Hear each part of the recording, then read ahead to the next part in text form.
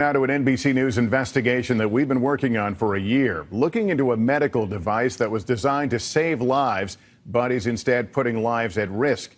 It's been implanted in thousands of Americans, many walking around with it right now, people who may not know it could be deadly. NBC's Stephanie Gosk has the first of our two-part report. Dodi Froehlich's first brush with death came after a car accident in 2004. I broke 3 ribs. I broke my femur compound out of my leg in 2 spots. Everything was broke. The extensive injuries put this mother of 2 at high risk for blood clots. As a precaution, doctors implanted a blood clot filter called the Recovery, made by medical device giant C.R. Bard.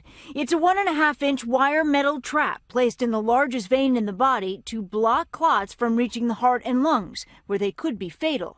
4 months after being released from the hospital, Dodi suffered a debilitating headache and passed out. In that 2 seconds of being in the ambulance, I started flatlining.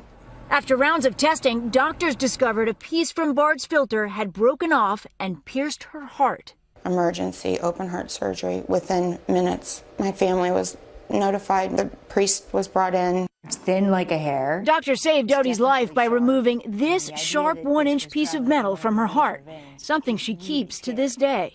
About 250,000 blood clot filters are implanted in patients like Dodi Froehlich each year, most without incident. 11 companies sell them in the U.S.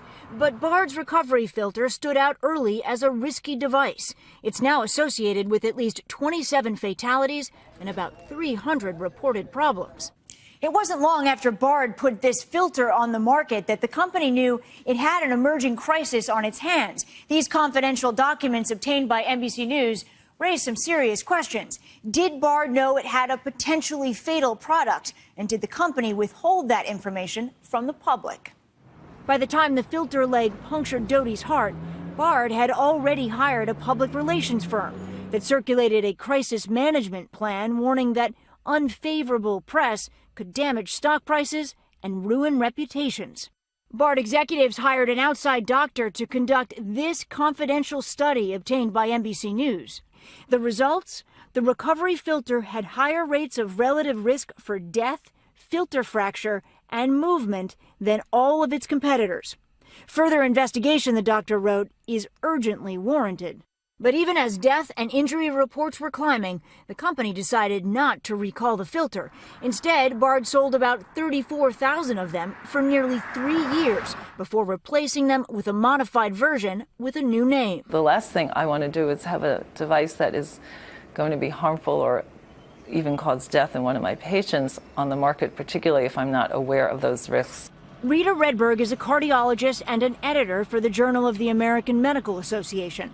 She also says the FDA isn't doing its job. The system right now is flawed. And what's the principal problem with it right now? It can't protect patients and assure safety and effectiveness of medical devices. The FDA declined our repeated requests for an interview over a 4-month period. It said in a statement that it is committed to ensuring that patients have access to safe and effective medical devices and have established pathways and guidelines to protect the public health. C.R. Bard officials, including President John Weiland, also declined our request for an interview. We tried to talk to him when he arrived at work. Mr. Weiland, there are thousands of people with this filter in them. But seeing our cameras, he stayed in his car and drove away. In a statement to NBC News, Bard said that all of its filters have been appropriately cleared by the FDA, based on required and accurate documentation, and that when used as instructed, they demonstrate significant benefits to patients. But knowing how close she came to death, Dodi Froehlich considers herself lucky. Sometimes when I tuck my son in, it's a longer hug with, I'm glad I'm here.